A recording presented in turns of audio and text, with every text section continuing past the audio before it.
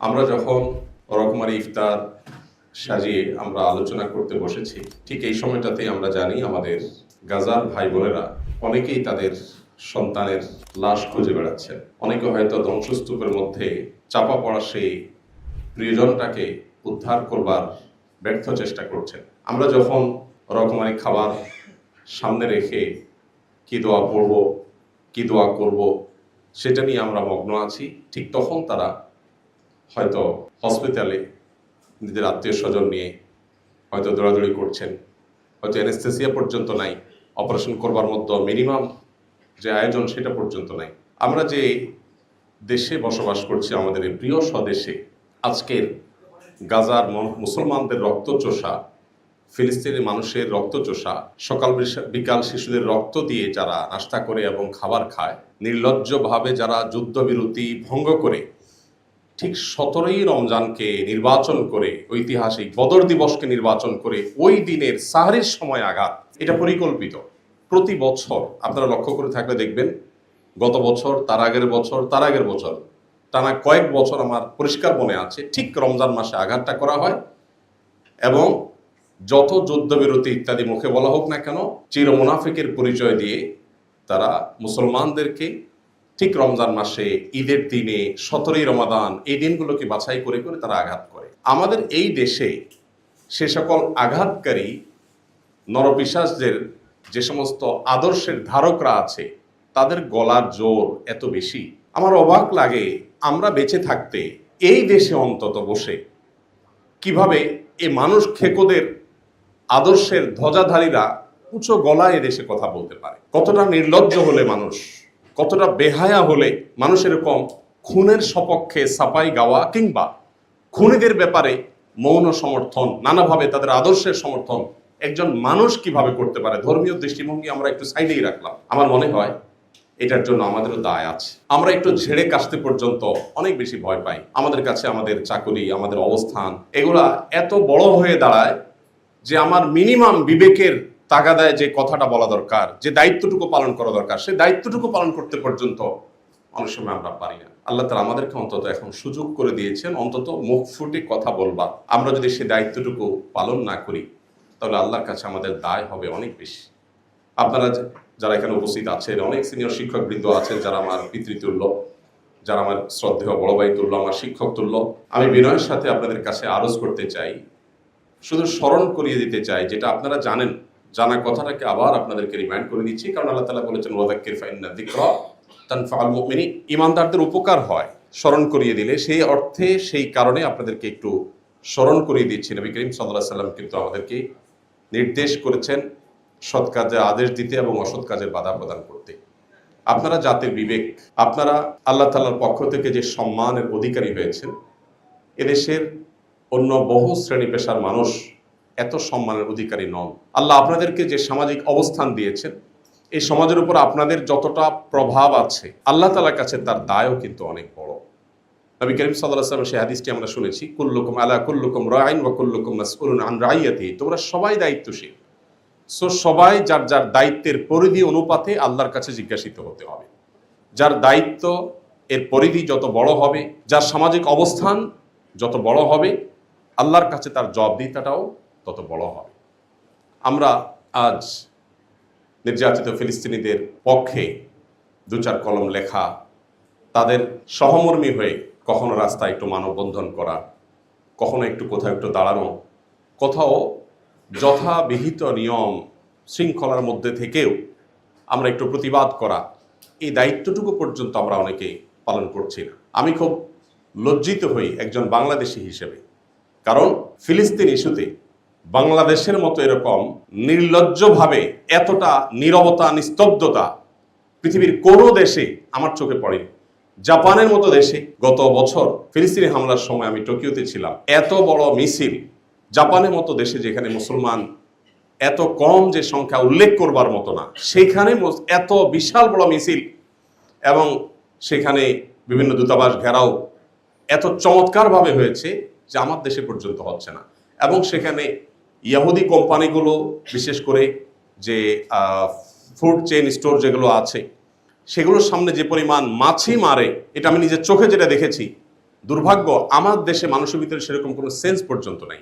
আমার মনে হয় জাতিকে জাগাবার দায়িত্বটুকু আপনাদের অন্তত আছে। আপনারা শিক্ষক হিসাবে আপনাদের কলম ধরবার, আপনারা জাতিকে সচেতন করবার যে দায়িত্ব আছে, সেই দায়িত্বটা যদি আপনারা সঠিকভাবে পালন করেন, তাহলে আমরা যারা সাধারণ মানুষ আছি আমরা ইনশাআল্লাহ আপনাদের পেছনে, আমাদেরকে আপনারা পাবেন এবং জাতিকে আপনারা জাগাতে পারবেন। পৃথিবীর অন্যান্য অমুসলিম দেশগুলোতে পর্যন্ত, এমনকি খোদ আমেরিকাতে পর্যন্ত এই মানব ইতিহাসের ন্যাক্কারজনক বর্বরচিত অসভ্যতা, এটার বিরুদ্ধে সেখানে যেরকম মানুষ ফুঁসে উঠেছে, মানুষ যেরকম রাস্তাঘাটে বের হয়েছে এবং ইহুদি কোম্পানিগুলোকে যেভাবে বয়কট করেছে, আমার দেশে পর্যন্ত সেটা হচ্ছে না। আপনি জান, আমরা এখানে যারা আছি, আমার মনে হয় আমাদের বেশিরভাগ মানুষের বাসা বাড়ি চেক করলে, আমরা নিজেরা যদি নিজের বাসা চেক করি, আমরা দেখতে পাবো আমাদের বেডরুমে, আমাদের টয়লেটে, আমাদের কিচেনে, আমাদের প্রত্যেকটা রুমে ইহুদি প্রোডাক্ট দিয়ে ভরা। আমাদের পেস্ট, আমাদের সাবান থেকে নিয়ে প্রত্যেকটা আইটেমে প্রোডাক্ট, আমাদের ঘরবাড়ি ভরা, আমাদের অফিস আদালত ভরা।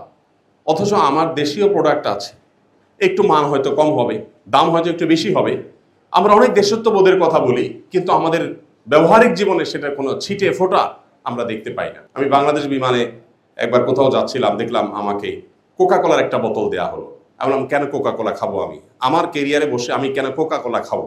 আমার দেশীয় ড্রিঙ্কস নাই, কেন আপনি সেটা দিবেন না? পরে আমি বললাম, এটা আমি প্রতিবাদ স্বরূপ খেলাম না, আপনি এটা নিয়ে যান, আমাকে সাদা পানি দেন। তো আমাদের দেশে এই কথাগুলো আপনাদের মুখ থেকে উঠে আসা দরকার। আপনাদেরকে বলতে হবে, শ্রদ্ধেয় শিক্ষকবৃন্দ, আপনারা যদি সৎ কাজের আদেশ এবং অসৎ কাজে বাধা প্রদান করার এই যে মহান দায়িত্ব আছে, এই দায়িত্বটুকু আপনারা যদি আদায় করেন, তাহলে সেক্ষেত্রে আজ মানবতার সবক দেওয়া মানুষগুলো, যারা আমাদেরকে সকাল বিকাল মানবতার সবক দেয়, তাদের মানবতার আসল রূপ কি সেটা আমরা প্রতিনিয়ত দেখতে পাই। পশ্চিমে ইউরোপের প্রত্যেকটা দেশে গেলে দেখা যায়, যারা আমাদেরকে সারাদিন সংখ্যালঘু সংখ্যালঘু অধিকার বলতে বলতে বলতে বলতে মুখ দিয়ে ফেনা ছুটায়, তারাই শুধুমাত্র মুসলিম হওয়ার কারণে অহেতুক প্রত্যেকটা মানুষকে হ্যারাসমেন্ট করে, প্রত্যেকটা দেশে অলমোস্ট। তো তাদের ভালো মানুষের এই যে মুখোশটা আছে, এটা সরাবার দায়িত্ব আমাদের। মানুষের কাছে প্রকৃত চিত্র তুলে ধরার দায়িত্ব আমাদের। আমাদের দেশীয় পরিসরে আমরা দেখেছি দীর্ঘদিন পর্যন্ত ইসলামের উপরে আঘাত করা হচ্ছে। এদেশে মুসলমানরা সংখ্যায় মেজরিটি হলেও আমরা কালচারালি মাইনরিটি। আমাদেরকে সাংস্কৃতিকভাবে সংখ্যালঘু করে রাখা হয়েছে। এই দেশে দাড়ি টুপি নিয়ে কিছু মানুষ একত্র হয়ে শুধুমাত্র কোরআন হাদিসের নিরীহ কোনো কথা থাকলে সেগুলো বলবে, সেটাকেও জঙ্গি ট্যাগ দিয়ে হয়রানি করা এদেশের নিত্য নৈমিত্তিক একটা কালচারে পরিণত হয়েছে। এবং এখনো পর্যন্ত এক শ্রেণীর মিডিয়া, তারা ইসলাম এবং ইসলামিক কৃষ্টি কালচারের প্রতি যে বিমাতা সুলভ আচরণ করে চলেছে, এই কালচারটা আমাদের ভাঙতে হবে। আমাদের বুক থেকে জগদ্দল পাথর সরে গেছে, কিন্তু সাংস্কৃতিক যে যুদ্ধ চাপিয়ে দেওয়া হচ্ছে, মুসলমানরা ইসলামের শিক্ষা যত বেশি শিক্ষিত হবে, ইসলামকে যত বেশি ধারণ করবে, তত বেশি এদেশের সংখ্যালঘুরা যেমন ভালো থাকবে, এদেশের সাম্প্রদায়িক সম্পৃক্তি তত সুন্দর হবে, এদেশে সব দিক থেকে আমরা আশানুরূপ ফল তত বেশি পাবো। কিন্তু দুর্ভাগ্যজনকভাবে ইসলামের প্রতি এক ধরনের ভীতি এমনভাবে সৃষ্টি করা হয়েছে যেন ইসলাম মানে হলো আতঙ্কের নাম, ইসলাম মানে যেন ভয়ঙ্কর কোনো কিছু। তো এই আতঙ্ক বা এই যে ভয় বা ভীতি যেটা সৃষ্টি করা হয়েছে, এটা দূর করাটা আমাদের দায়িত্বের মধ্যে পড়ে। আমি আপনাদের ছোট ভাই হিসাবে আপনাদেরকে শুধু কোরআন এবং হাদিসের আলোকে স্মরণ করে দিতে চাই, আল্লাহর কাছে আমাদের দায় কিন্তু অনেক বেশি, অনেক বেশি। একজন বিশ্ববিদ্যালয়ের শিক্ষক, আপনারা 5 জন বিশ্ববিদ্যালয়ের শিক্ষক যখন একটা বিবৃতি দিবেন, 10 জন বিশ্ববিদ্যালয়ের শিক্ষক যখন ব্যানার নিয়ে একটু দাঁড়াবেন, কোনো অন্যায়ের বিরুদ্ধে আপনারা যখন একটু মুখ খুলবেন, সেটা আমি তো মনে করি 10,000 কিংবা 10 লাখ নাগরিকের ভয়েসের চাইতে কোনো কোনো ক্ষেত্রে পাওয়ারফুল হতে পারে। তো এই যে সুযোগটা আছে, এই সুযোগটা আমি আশা করব আপনারা কাজে লাগাবেন।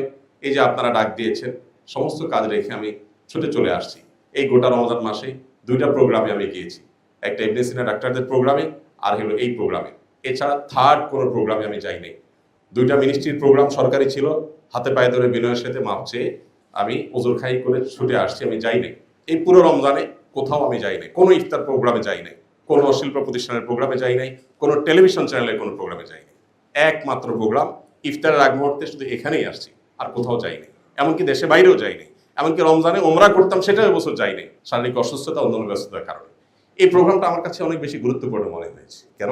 কারণ এখানে আপনারা যারা আছেন, আপনারা এক একজন পাওয়ারফুল ইঞ্জিনের মতো, যে ইঞ্জিনের পেছনে হয়তো শত শত বগি আমি অ্যাড করতে পারবো বা দেখতে পাবো।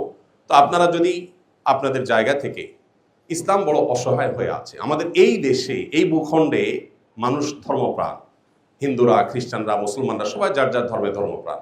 কিন্তু এই ধর্মপ্রাণদের দেশে ধর্মকেই সবচাইতে বড় কালপ্রিট করে দেখানোর একটা নীল নকশা এদেশে দীর্ঘদিন যাবৎ চলে আসছে, এখনো পর্যন্ত প্রতিনিয়ত চলছে। আপনারা দেখেন আসুন্নাহ ফাউন্ডেশন যে সেবামূলক কাজ করে সারা দেশে, বিগত বন্যায় আমরা 164 কোটি টাকা চ্যারিটি কাজ করছি, এখনো সেটা চলমান আছে। 1500 ঘর আমরা নির্মাণ করছি বন্যা দুর্গত এলাকাগুলোতে, এক একটা ঘর 2,85,000 টাকা করে খরচ হচ্ছে। কোনটা কত খরচ হচ্ছে ফিগার সহ বলে দিচ্ছি, কারণ এর চেয়ে 1 টাকা কমে কেউ করতে পারে কিনা এরকম চ্যালেঞ্জ। এত কাজ করার পরেও, শত শত কোটি টাকার চ্যারিটি কাজ করার পরেও, বাংলাদেশের সবচেয়ে লার্জেস্ট ট্রেনিং সেন্টার দারিদ্র বিমোচনের জন্য, বেকারত্ব দূর করবার জন্য করার পরও, আরো হাজারটা কাজ করার পরও আপনি এদেশের মূলধারার বেশ কয়েকটা মিডিয়া পাবেন যে আধা লাইন পর্যন্ত নিউজ কখনো করে নাই, জাস্ট আধা লাইন নিউজ কখনো করেনি। তো আমরা কোন দেশে বসবাস করছি যারা ইচ্ছাকৃতভাবে ইসলাম এবং ইসলামিস্টদেরকে এই দেশে খারাপ করে দেখাতে ভালো বোধ করে, স্বাচ্ছন্দ্য বোধ করে, তাদের ভালোগুলোকে হাইড করতে চায়?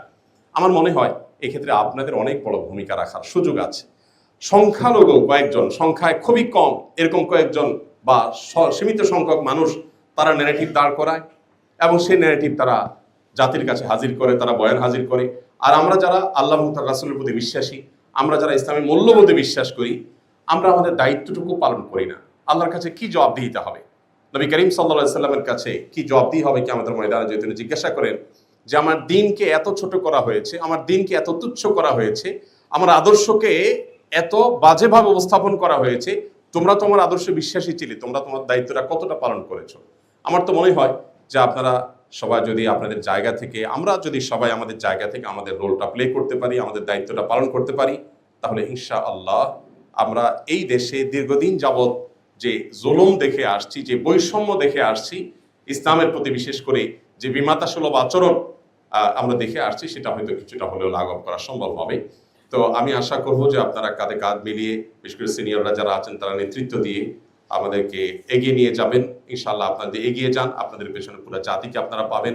আমরা দেখেছি যে জুলাই আন্দোলনের সময় কিভাবে সারা দেশের মানুষ ঝাঁপিয়ে পড়েছে। দেখুন, দিন শেষে আপনাদের বিশ্ববিদ্যালয়ের শিক্ষার্থী এবং শিক্ষকরা আপনারা নেতৃত্ব দিয়েছেন। আপনারা যখন নেতৃত্ব দিয়েছেন, দেশের ইমাম, মুয়াজ্জিন, সাধারণ মানুষ, রিকশাওয়ালা, খেটে খাওয়া শ্রমিক সবাই কিন্তু ঝাঁপিয়ে পড়েছে। অতএব এভাবে প্রত্যেকটা ক্ষেত্রে আমরা দেখতে চাই যে আপনারা নেতৃত্ব দেন এবং দায়িত্বশীলতার জায়গা থেকে আপনারা ফিরে চলে আসেন। আল্লাহ তাআলা আপনাদেরকে, আমাদেরকে সবাইকে তৌফিক দান করুন। আজকের এই চমৎকার আয়োজন করবার জন্য আয়োজকদেরকে আমি ধন্যবাদ জানাচ্ছি এবং আমার আজকের এই আয়োজনে শামিল হওয়াটা আমার নিজের জন্য অনেক বড় সৌভাগ্যের ব্যাপার, কারণ আপনাদের সামনে আমি উপস্থিত হতে পেরেছি, 2-4টা মনের কথা আমি আগোছালো হলে উপস্থাপন করতে পেরেছি, এটা আমার জন্য সৌভাগ্যের বিষয়। ফিলিস্তিন ইস্যুতে আমাদের যেরকম বিশেষভাবে ভয়েস রেজ করা দরকার, আমাদের প্রতিবাদ মিছিল হওয়া দরকার। এদেশে একটা প্রতিবাদ মিছিল গত এই 2-3 বছরেও ফিলিস্তিন ইস্যুতে এত গণহত্যা হলো, সেখানে চোখে পড়ার মতো বা আন্তর্জাতিক মিডিয়ায় আসার মতো একটা বড় মিছিল এখনো পর্যন্ত হয়নি। বিভিন্ন ইসলামী নেতৃবৃন্দের সাথে আলাপ করেছি যে জুমার পরে অন্তত তারা একটা মিছিল বাইতুল কারম থেকে একটা ঐতিহাসিক বড় ধরনের কোনো মিছিল করতে পারেন কিনা। তো অনুরোধ করেছি, অনেকে চেষ্টা করেছি, দেখা যাক কি দাঁড়ায়। তো আমরা আমাদের জায়গা থেকে অন্তত, আপনারা বিশ্ববিদ্যালয়ের শিক্ষকরা যদি আপনারা একটু দাঁড়ান কোথাও, আপনারা আপনাদের মতো করে দাঁড়ালেন, আপনারা 100 জন 101 জন বিশ্ববিদ্যালয়ের শিক্ষক যদি একটু বিবৃতি দেন, আমাদের মেয়েরা যখন একটু পর্দার জন্য হ্যারাসমেন্টের শিকার হয়, দাড়ির জন্য যখন কোনো জায়গায় হ্যারাসমেন্টের শিকার হয়, আমরা যত কথাই বলি না কেন, আপনাদের 10 জন বা 20 জনের একটা বিবৃতি, আপনাদের একটা বক্তব্যের ওজন অনেক বেশি। আমরা দেখি যারা ইসলাম এবং মুসলমানদের প্রতি বিদ্বেষ লালন করে, পান থেকে নুন খসলেই তাদের 101 জনের বিবৃতি দেখি, আমরা 501 জনের বিবৃতি দেখি, নাম সর্বস্ব বিবৃতি আমরা দেখতে পাই। সেখানে আল্লাহ দিনকে ভালোবাসেন, ইসলামী মূল্যবোধকে বিশ্বাস করেন, সেরকম বিশাল বড় জনগোষ্ঠী আমাদের, সেই জনগোষ্ঠীর বেশিরভাগ অংশকে আমরা দেখি তারা চুপ থাকে। আমরা মনে করি ব্যক্তিগত নামাজ রোজা পড়লে বোধহয় আমাদের নাজাত হয়ে যাবে।